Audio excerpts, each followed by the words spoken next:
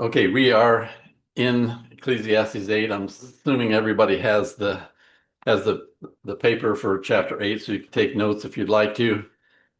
That's the reason that I hand them out is and put a space on the side is so you can take notes. And if you have your Bible, it's good to take notes there, but there's a lot of times there's not enough room to put stuff that you need to put in, and you're just not going to remember everything from just listening in class. And so if you ever want to go back and look at it again, it'd be helpful to have these notes that you take during the class. So, and we are in the chapter 8, and I guess I should just put it in there. But last week we finished up looking about talking about how it seems unfair that the evil people seem like they're blessed, live a long time. Good people may not live as long and may suffer some hardships that seems like the bad people are getting away with. Uh, that's life on earth. That's the way things happen. God doesn't always intervene in every case. He does certainly intervene at times. Otherwise, prayer wouldn't be worth anything. But uh, bottom line is we don't know how he decides what he's going to do. A lot of times, I mean, if you make him angry enough, you know what he's going to do. But uh, you ask for rain. Even in the Old Testament prophets asked for rain, it didn't happen. And then sometimes if they asked for rain, it did happen. That's life under the sun. That's just how things work. But so anyway, from there we'll just continue on with verse 14. He says, "There is a vanity which occurs on the earth. This emptiness, this thing that doesn't make sense, uh, seemingly void of any reason, which occurs on the earth, and that is that there are just men to whom it happens according to the work of the wicked, and again, there are wicked men to whom it happens according to the work of the righteous." So again, he's continuing the same idea to really impress it on his readers. Life's not always fair under the sun. I mean, we have to always keep in mind, this is life under the sun. This is not talking about the spiritual life. This is talking about just living here on the earth. And sometimes things happen to just men that seem like should be happening to the wicked, and things happen to the wicked that should be happening to the just men. And he says, "I said that this also is vanity." This is emptiness. It doesn't make sense. Verse 15, so, and what does that word indicate? A conclusion, right? So here's a conclusion. "So I commended enjoyment, because a man has nothing better under the sun," notice under the sun, "than to eat, drink, and be merry, for this will remain with him in his labor all the days of his life, which God gives him under the sun."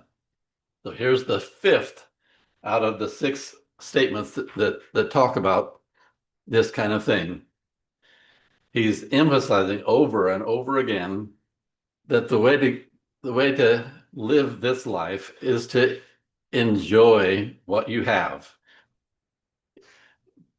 You see that phrase, eat, drink, and be merry. How do most people interpret that?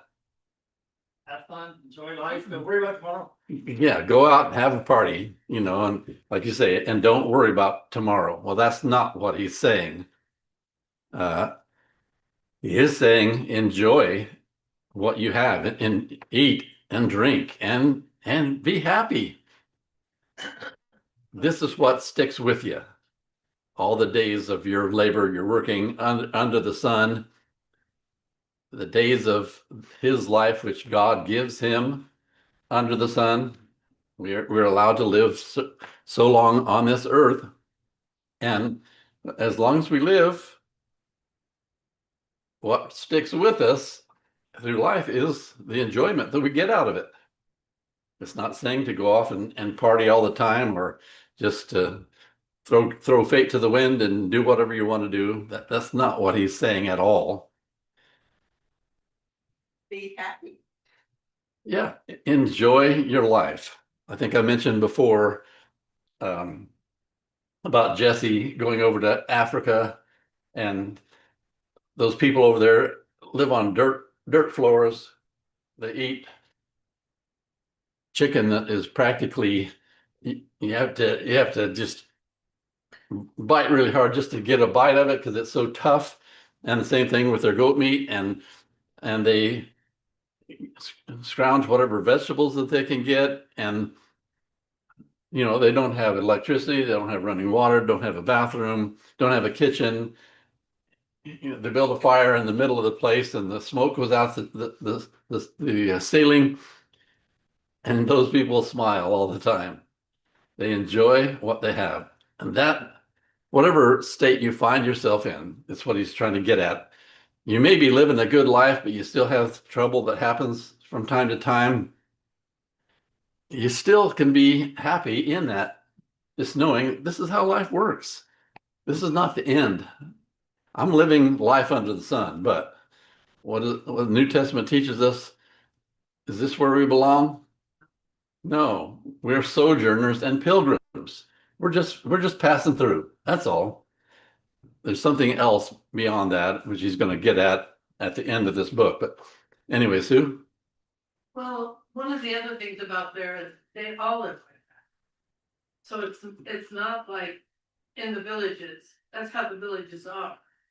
And so it's not like, hey, they have more than we do. The greed doesn't come in because they have no concept of, I mean, somebody might have a car or something, but or a truck, but it's kind of like a village truck.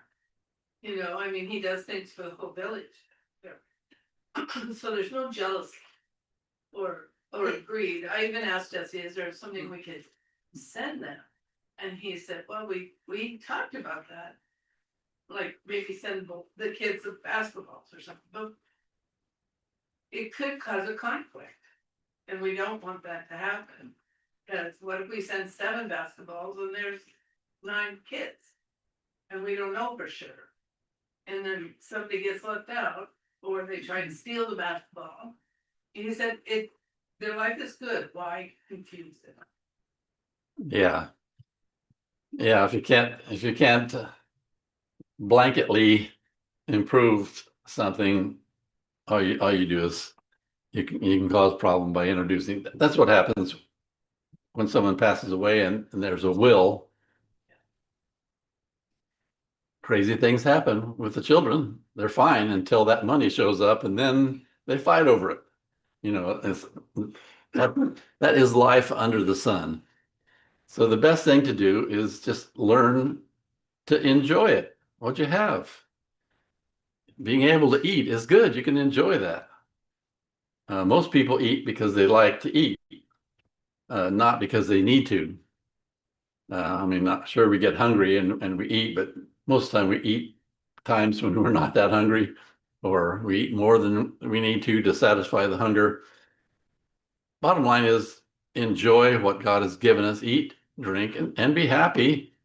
That's what sticks with you all the days of your life. So that's the 5th of those sayings. Then he continues, verse 16, when I applied my heart to know wisdom and to see the business that is done on earth. Has he said this before? Right at the very beginning of it. From the very beginning, he's been saying this. I wanted to know wisdom and what happens here and what is good, how things work, the business that is done under the earth or done on earth, even though one sees no sleep day or night. Even if you never slept day or night, I wanted to know what is wise and how things should work on earth. Now, notice he says on earth here instead of under the sun. It's the same thing. So even if you don't sleep at all, he says, then I saw all the work of God, that a man cannot find out the work that is done under the sun. You can stay up all day, all night, and never sleep, looking for wisdom, looking to see how things work under the sun. But guess what? Man cannot find out the work that is done under the sun. It's not, it's not, it's not something we should be looking for. Everybody searches for happiness. What is the secret to happiness? What is the, you know, what, what mountain can I climb to reach, nirvana or whatever, that kind of thing. That's not where it is. The answer is much more simple than that. God didn't intend for us to be able to divine all the answers. He's not going to find it. Moreover, though a wise man attempts to know it, he will not be able to find it. But even somebody that's wise, smartest man that ever lived, the wisest man that ever lived, can't find it. Spend your whole life, don't eat, don't sleep, looking for it, you're not going to find it. That's not why we're here on this earth, is to figure it all out. What we're here on earth to do is to enjoy what we have, to accept the blessings that God gives to us, be thankful for it, and enjoy what we have. Now, that's certainly a simplification of it. We're gonna learn later that we have to remember there's a God up there, and there's things that He expects of us. Like if you have more than you need, share it with other people. There's kindness and all this that He doesn't really talk about here. But bottom line is, enjoy what God has given you. So now that's the end of chapter 8. Does anybody have James? It came to mind, and I was like, pulled up, and when the Corinthian letter speaks, eye has not seen, nor ear has not heard, nor has entered into the heart of man, what God has prepared for those who love it. You read on, he's talking about this law. Yeah. He's just saying the same thing that Proverbs or Solomon's saying in the book of Ecclesiastes. Okay, so we get to chapter 9 now. All these chapters are just man-made breaks. Solomon didn't put, okay, now I'm going to start chapter 9. He just wrote this out like he's writing a letter just to his son or to someone, just spilling his heart, saying that this is what I set out to do in my life, is to figure this stuff out. And what I ended up finding out is that you can't find it out. You can't figure it out.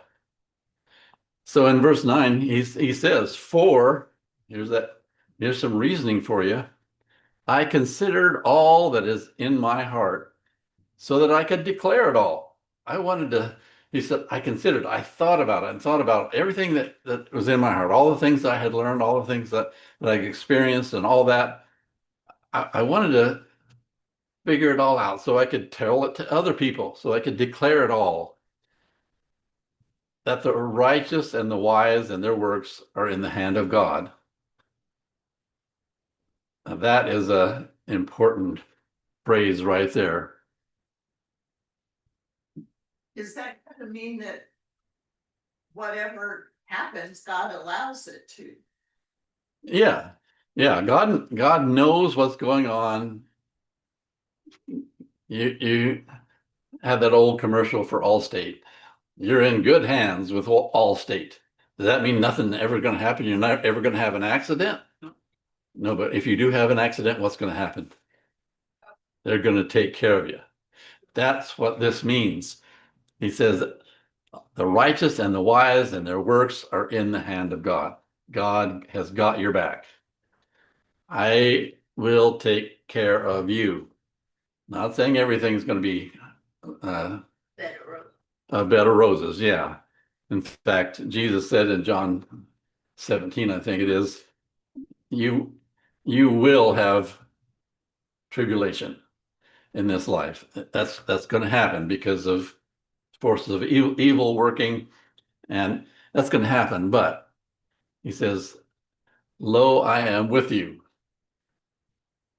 always, even to the end of the age. And so, so we need to keep in mind, well, the biggest argument going through the book of Job.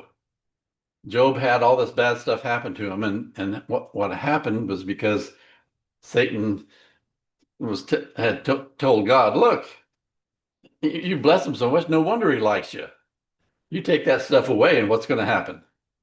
And so God says, okay, take it away, we'll see. And so Job was wiped out. Family, his all his possessions, all of that. And he's spent the entire book of Job, his three friends, trying to tell him why that happened, what he did wrong, or asking him, what did you do, and that kind of stuff. The whole time trying to figure out why that bad stuff happened. They had no clue what was going on in the background. That's the same with us. We don't know what is going on in the background. There may be things happening that we would totally be surprised if we heard it, or maybe we wouldn't understand it if we did hear it. But that's what we need to keep in mind. It's in God's hands. Notice he says that the righteous and the wise and their works. God takes care of righteous people. Now, can you infer from that he doesn't watch over the wicked?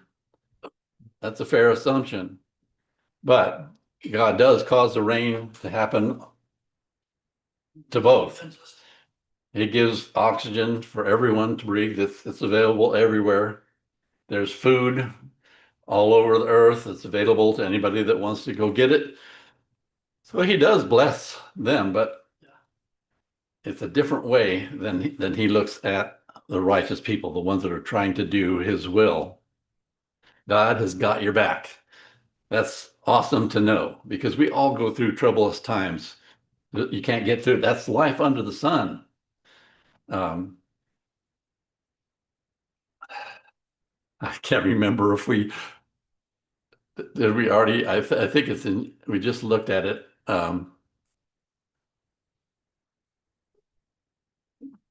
Seemed like, well, have we got the statement that says time and chance happens to all? I can't remember.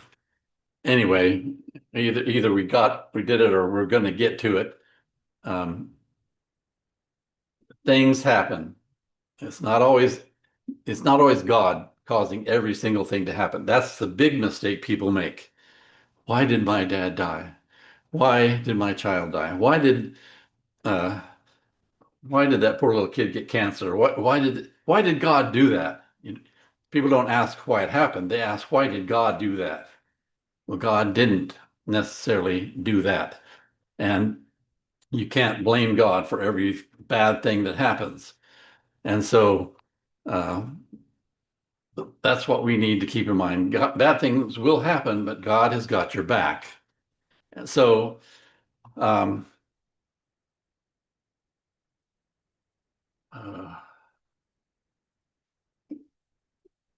after he says, are in the hand of God, it says, people know neither love nor hatred by anything that they see before them.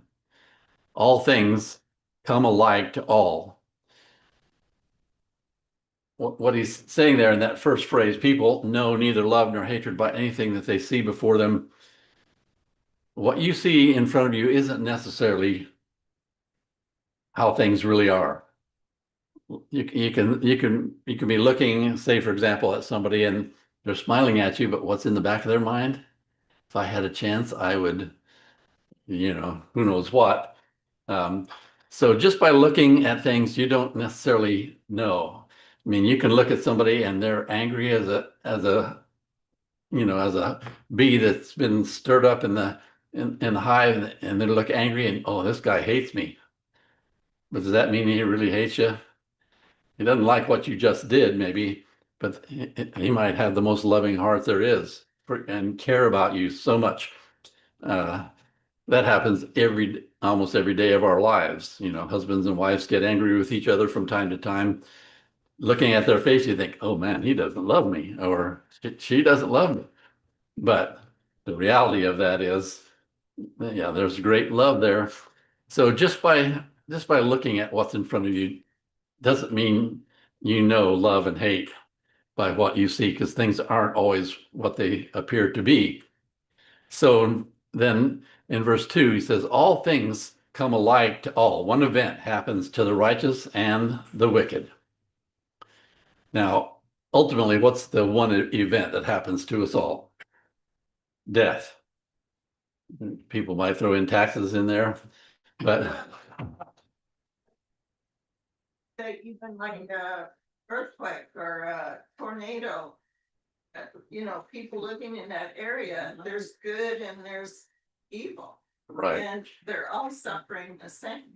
Right. It happens to everybody. A tornado doesn't care whose house it hits. It just goes through and hits time and chance kind of thing. And so the one event, a lot of people just say that's death. Let's talk about, but like Barb just said, it can be any single event. Anything that happens on this earth happens to everybody.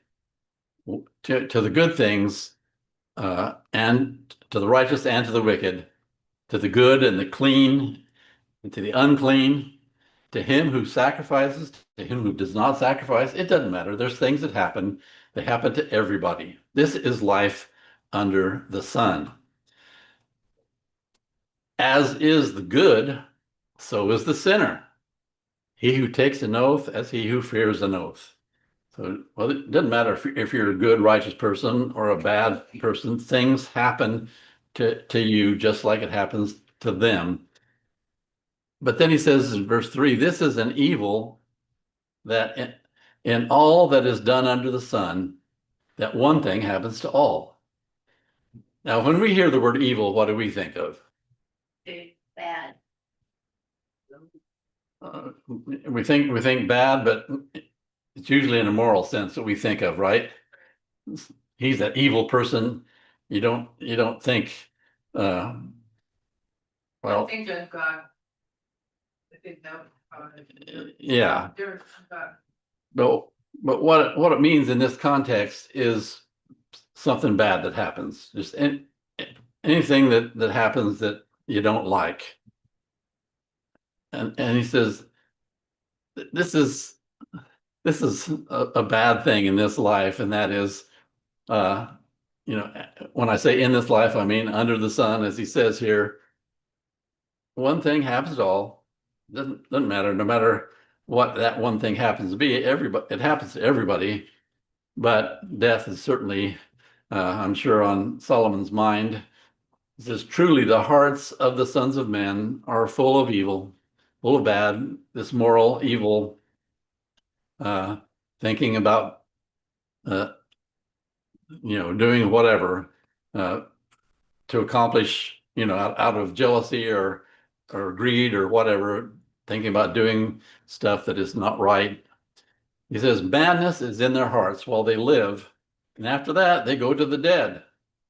So they can live their whole life doing crazy stuff, just bad stuff, not caring at all what the consequences might be. One thing about a crazy person, he doesn't care about himself or anybody else. He just is out of control, so to speak. And that's the way a lot of people live in this life. It's like, man, you guys are crazy. If you thought about for just a second what you're doing, I mean, people that ruin their lives through chemicals, that sort of thing, you look back on it and you think, how could I have done that? Now, why was I doing that to myself? And it applies to every single thing, no matter, greed, gambling, or just working the stock market and obsessing over getting more money, working, 60 hours a week to try and get so you can have that boat, or whatever. You look back on it and you think, why did I do that? You know, and it's madness. It's nuts, so to speak, is how we would say it in our vernacular. While we live, because after that, what happens? You die, and you can't take it with you. But there's a but there. That means a contrast. For him who is joined to all the living, there is hope. For a living dog is better than a dead lion. That's you know, if you say which is the more regal and powerful creature, is it a dog or a lion? Uh, which is the most favorable creature, a live dog or a dead lion?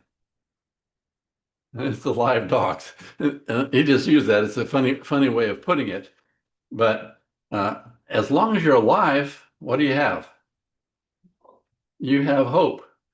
There's a chance to do whatever it is in your mind that you want to do. But as soon as you die, that's it. You're dead. He says, here's why. The next verse. For the living know that they will die. As long as you're alive, you can think about it. You can know, okay, I'm here for a while. I'm going to be going away. But in contrast to that, the dead know nothing. They don't know anything at all.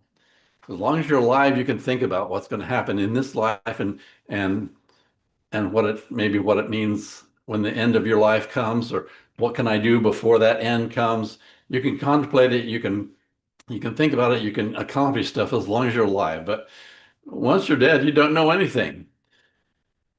And they have no more reward. Once you're dead, there is no more reward. Remember, we're talking about life under the sun. As for the memory of them is forgotten.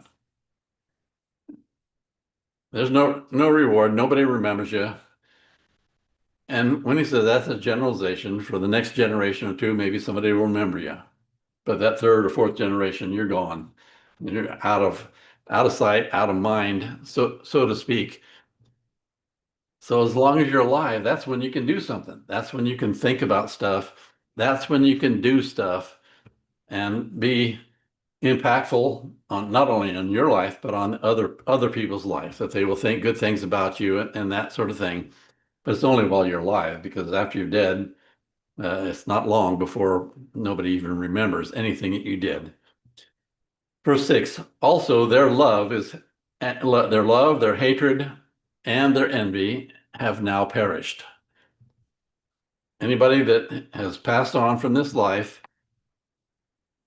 all the love they had in life, all the hatred they had in life, all the envy that they had in life is gone. It's done. This life is over. Never more will they have a share in anything done under the sun. Once you die, that's it.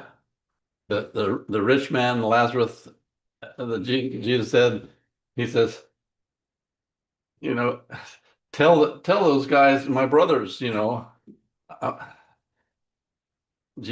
And Jesus said, they got Moses to listen to. You're not going to tell them anything. You're out of that realm. And so if they're not going to listen to Moses, they're not going to listen to you. You have nothing to do with them anymore. And that's the way it is with us. This is it, folks. While we're here and alive, this is where we can accomplish anything. This is where we have hope. This is where we can do good, we can do evil, whatever. Once we die, it's done. That's it. No more accomplishing anything, no more reward for anything, no more evil, no more hatred. It's all gone. You're dead and in the grave. It's all done. So what does he say then? Next verse, go, eat your bread with joy and drink your wine with a merry heart, for God has already accepted your works.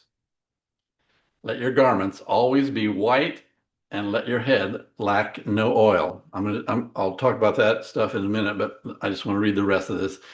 This next thing, verse 9 is the sixth and last of such statements. really verse 7 is part of this statement. Go eat your bread with joy, drink your wine with a merry heart. Live, not verse 9, live joyfully with the wife whom you love all the days of your vain life. This life is vain in one aspect. You die, it's done. We already just said, as long as you're alive, things can happen. You can do stuff, but once you're dead, it's gone. So your life is really vain because you can't take anything else with you. But all the days of your vain life, what do? Live joyfully with your wife. And he says, of the days of your life, which he has given you under the sun. Notice he keeps saying under the sun, under the sun. And we're talking about life on earth. All your days of vanity, for that is your portion in life, and the labor which you perform under the sun. Living joyfully is your portion in life. That's what you can get out of this life. That's how you can find happiness, is to enjoy what God has given to you. The joy of living is what life under the sun offers. It doesn't matter whether you're righteous or unrighteous. If you enjoy what you're doing, that's what life offers. Doesn't consider anything about what happens after this life happens. But I know people that are not what you call righteous people, but they're enjoying their life. They're using what God has given them and getting the joy out of it. So in that sense, they're successful in this life. But what we're not considering here with life under the sun is that there is life after this life. It's a spiritual life. But as far as your fleshly life, your life under the sun, the secret to this life is to enjoy what you have all your time. Just always think of how to enjoy what God has given you. Don't dwell on things that have been in the past. We already saw that in this book of Ecclesiastes. It doesn't do you any good to think about the good old days. You live now. Thing to do is enjoy now, because you can't change the past, and you can't foresee the future. What you have is right now. Enjoy what you have in this life under the sun. Okay, so then he continues in verse 10. What your hand finds to do, do with your might. For there is no work or device or knowledge or wisdom in the grave where you're going. It's over. Pardon? It's over. Yeah. Yeah. The only time you can do something, the only time your hand can find something to do is when you are alive. Once you're in the grave, your hand can't do anything. And so what he's saying is, in this life, do everything with all you got. Put yourself into this life. Don't just sit back and coast. That's not how you're going to find the secret to happiness in this life. You got to do stuff. That's one of the things that faith only people totally miss the boat on. You don't have to do a thing. You don't have to do anything. No, that's totally opposed to life under the sun. It's totally opposed to what God has set for this life as we live here. It's doing stuff, whatever your hand finds to do. You want to go out and make a garden, make a good one. Do it right. Keith does his garden right. Sue and I have a little trouble. We don't put as much effort into it, and guess what? We don't get as much out of it. And that's what he's saying. Whatever your hand finds to do it with your might. Because here's why: there's no device. There's no that word device can be translated reasoning. There's no reasoning or knowledge or wisdom in the grave where you're going. When you go to the grave, there's no thinking, there's no contemplating, there's no reasoning, there's no gaining more knowledge, there's nothing. You're done. It's all over. You can look at it and that's, oh man, that sounds so depressing. But that's not what he's saying. He's saying enjoy what you have because this is all you got. Enjoy it while you got it. It's the exact opposite of being down and doom and thinking, oh, what's the purpose? What's the point? You know, you don't take anything out of it. You know, all the work you do, what do you take? Nothing. So what's the point? Why don't I just sit back, cross my uh, arms over my chest and just sit back and wait to die? You know, that's a fatalistic way of looking at things. No, whatever your hand finds to do, get out and do it and enjoy the life that God's given you. Randy, did you have something that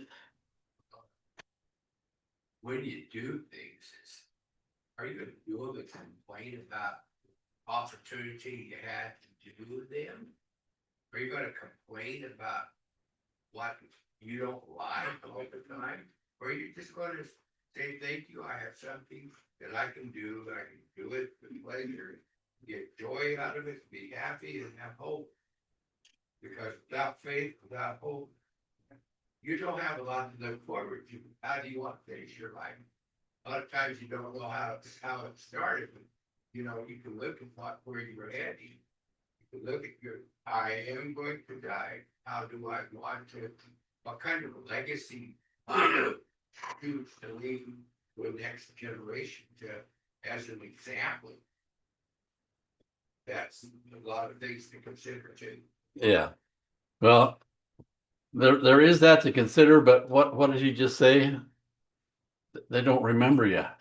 After you can leave a legacy, but how long does that legacy last? Maybe the second generation. So it's not really that shouldn't be your main goal is to leave a legacy. It's to enjoy this life, to live life. Thank you, God, for what you gave me here on this earth. I'm going to enjoy it. I'm just passing through, but I am going to enjoy it while I'm here. Yeah. Written down. God written down about Job, he written down about all of his prophets. How did they finish their lives? Or what kind of example do we have to look at? Choices do we get to make out of their examples? That's their legacy. That's what we have to choose our life from, is what they left. Yeah, and God, well, God isn't the only one that does it, but certainly with his word, he has recorded the lives of numerous people. And so we have their legacy to look at, whether it's good or bad, you know, whatever they left behind. There is legacy, but out of all the people that lived on earth, what is the percentage of people that we have a legacy for? Yeah, way less than 1% of people. So in general, we don't, you know, we can't expect to remember what we do. So what should we do? Enjoy this life. Don't, yeah. There's only one Bible that was ever left for us to have that kind of legacy to look at too. Yeah, I mean, we have, you know, we all remember, well, I don't know if you could say we remember, it implies we were there, but we all understand about Abraham Lincoln. It calls to mind. He left a legacy, but if it hadn't been written down, would we remember anything? Would we know anything about it? No. How many people get their life written down compared to all the people that live on this earth? You know, it's important just to do as much as you can while you can. He just talked about having hope, and that's in this life. Can you hope in this life? Yeah. Well, we're talking about life under the sun. I'm just talking about here. Can you hope here? Yeah. Sure. What can you hope for? If I work 40 hours a week, what can I hope for?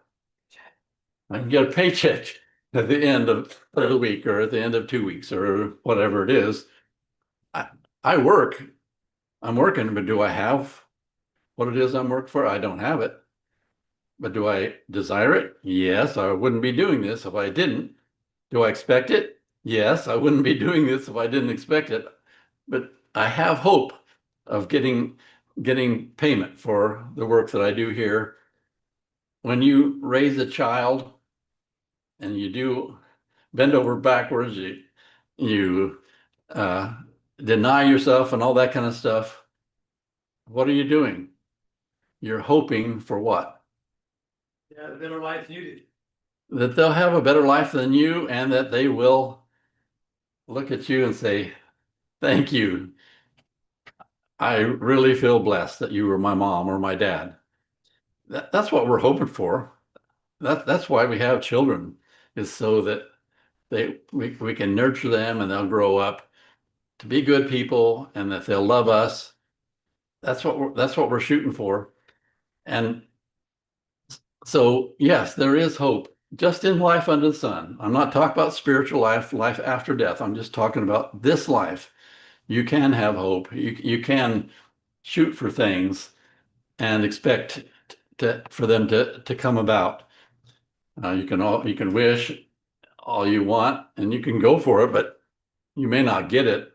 You may not really have hope. You know, I can wish for, you know, 75-foot yacht, for example, which I don't wish for one, but I could, if I wished for one, that doesn't mean I have hope about it. So, well, I can say I wish I had a 1932 Ford Roadster, with a big block Chevy engine in it. And I wish I had that, but do I have a hope that I'm going to get one? No, I don't expect to. Try. I could have hope if I set my priorities different. I could have hope. I could expect it. A desire to have one. I could expect to get one. All I have to do is do this, not do this, and this, and I can get it. You can have hope for any number of things, but well, we're going to see in the next thing here, a thing that relates to all this. Gene, did you have a thing that you wanted to say? I forgot. Okay. Well, that's life under the sun, Gene. Okay, so he says in verse 11, oh, this is a really good stuff, and we're done at the end of our time. So I'm going to stop right here at the end of verse 10, and we'll go on, because in verse 11, he's saying, then I went back, I returned, and here's what I went back, I recycled, looked at it from a different viewpoint, and that's what he's going to be doing next. So that's where we'll be next Sunday morning for class. Just, Carl, I say to Paul, he said, what do you do too heartily? As in the Lord. Yeah, and that's exactly, you can tell from Paul that he has read Ecclesiastes, because so okay, so thank you guys for all your comments and your questions, and it really helps make this class interesting for everybody when you pitch in as well.